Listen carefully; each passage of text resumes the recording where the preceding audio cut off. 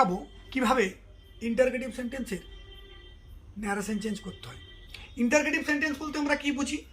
Interrogative sentence বলতে আমরা সেই সমস্ত বাক্যকে বুঝি যে সমস্ত বাক্য দ্বারা কোনো কিছু প্রশ্ন করা বা কোনো কিছু জানতে চাওয়া বোঝায়। তো ইন্টারগেটিভ সেন্টেন্স মূলত দুই রকমের হয়। কি কি? সিম্পল ইন্টারগেটিভ আর ইনফরমেশন ইন্টারগেটিভ। সিম্পল ইন্টারগেটিভ বলতে কি বোঝায়? যে সমস্ত প্রশ্ন এর উত্তর আমরা হ্যাঁ বা না এর মাধ্যমে দিতে পারি। এবং ইনফরমেশন কোয়েশ্চেন বলতে আমরা কি? যে সমস্ত প্রশ্নের উত্তর আমরা পূর্ণ বাক্যে দিতে হয়। আরও একটা বিষয় কি, ইনফরমেশন কোয়েশ্চেন সর্বদা WH ওয়ার্ড দিয়ে শুরু হবে। তো ইনফরমেশন কোয়েশ্চেন এবং সিম্পল কোয়েশ্চেন, এই দুই কোয়েশ্চেনকে আমরা কিভাবে ন্যারেশন চেঞ্জ বা ডাইরেক্ট স্পিচ থেকে ইনডাইরেক্ট স্পিচে কীভাবে রূপান্তর করব, সেটা আজকে তোমাদেরকে এই ভিডিওর মাধ্যমে আজকে দেখাবো। যে সমস্ত জিনিসগুলো তোমাদেরকে মাথার মধ্যে রাখতে হবে সেগুলো কি কি? এই ডাইরেক্ট স্পিচের যে রিপোর্টিং ভার্বের পরিবর্তে সাধারণত আস্ক বা ওয়ান্ট টু নো ব্যবহার করতে হয়। 2 নম্বর পয়েন্ট কি? সিম্পল কোশ্চেন তাকে যদি আমরা ডাইরেক্ট স্পিচ থেকে ইনডাইরেক্ট স্পিচে পরিবর্তন করি, সেক্ষেত্রে লিঙ্কার হিসাবে ইফ বা হোয়েদার ব্যবহার করতে হয়। কিন্তু যদি ইনফরমেশন কোশ্চেন হয়, তাহলে সেক্ষেত্রে যে WH ওয়ার্ড দিয়ে ইনফরমেশন কোশ্চেনটি শুরু হচ্ছে, সেই WH ওয়ার্ডটি লিঙ্কার রূপে ব্যবহৃত করতে হবে। 4র্থ পয়েন্ট কি, যেটা সবথেকে গুরুত্বপূর্ণ, রিপোর্টেড স্পিচ থেকে পুনরায় কিন্তু অ্যাসার্টিভ সেন্টেন্সে পরিণত করতে হবে। অর্থাৎ তুমি কিন্তু ইন্টারগেটিভ সেন্টেন্সে প্রশ্নটিকে আর রাখতে পারবে না।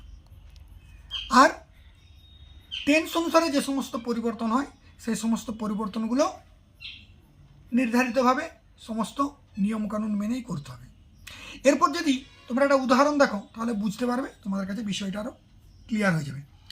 হি সেড আর ইউ হ্যাপি, এটা হচ্ছে একটা সিম্পল কোয়েশ্চেন। অর্থাৎ এই প্রশ্নটার উত্তর আমরা হ্যাঁ বা না এর মাধ্যমে দিতে পারি। তো সেক্ষেত্রে দেখো, তাহলে রিপোর্টিং ভার্ব রয়েছে আমার সেড। তাহলে রিপোর্টিং ভার্বের পরিবর্তে আমরা যথার্থ যেভাবে বলেছিলাম, রিপোর্টিং ভার্বের পরিবর্তে আমরা আস্ক ব্যবহার করতে হবে। তাহলে হি আস্কড। লিঙ্কার সিম্পল কোশ্চেনের ক্ষেত্রে লিঙ্কার কি? ইফ। তাহলে হি সেড তার থেকে হয়ে গেলো হি আস্কড ইফ। এরপর এটা কাকে বলতে সেটাও আমরা বুঝতে পারছি না, তাই আমরা আই বা ইউ যেটা খুশি ব্যবহার করতে পারি। যদি আমাকে বলছে তাহলে আমি আই ব্যবহার করবো, আর যদি ইউ থাকে ইউই ব্যবহার করবো। তো সেই অনুসারে প্রেজেন্ট ইনডেফিনিট টেন্স থাকে, তাকে পাস্ট ইনডেফিনিট টেন্সে পরিবর্তন করতে হবে। তাহলে ইফ আই বা ইউ থাকলে ওয়াজ বা ওয়ার হ্যাপি। আরও একটা যদি উদাহরণ দেখানো যায়, mother said to me have you finished your work. মা আমাকে জিজ্ঞেস করলো তুমি কি তোমার কাজ শেষ করেছো। তাহলে স্বাভাবিকভাবে রিপোর্টিং ভার্ব রয়েছে সেড টু। তাহলে মাদার আস্কড মি, দেখো ভালো করে লক্ষ্য করে দেখো, সেড টু রিপোর্টিং ভার্ব, তার পরিবর্তে আমরা কি ব্যবহার করলাম? আস্কড। কাকে জিজ্ঞেস করছে? আমাকে। মা আমাকে কি জিজ্ঞেস করছে? তুমি কি তোমার কাজ শেষ করেছো। তাহলে if I present perfect tense হয়ে গেল পাস্ট পারফেক্ট টেন্স। পুনরায় ভালো করে লক্ষ্য করে দেখো, বাক্যটা কিন্তু অ্যাসার্টিভে পরিণত করছি। কীভাবে? আগে সাবজেক্ট, তারপরে ভার্ব। তাহলে if I had finished my work. আচ্ছা, এবার চলে আসি WH ওয়ার্ড দিয়ে কীভাবে করব। ভালো করে লক্ষ্য করে দেখো, WH ওয়ার্ড মানে কি?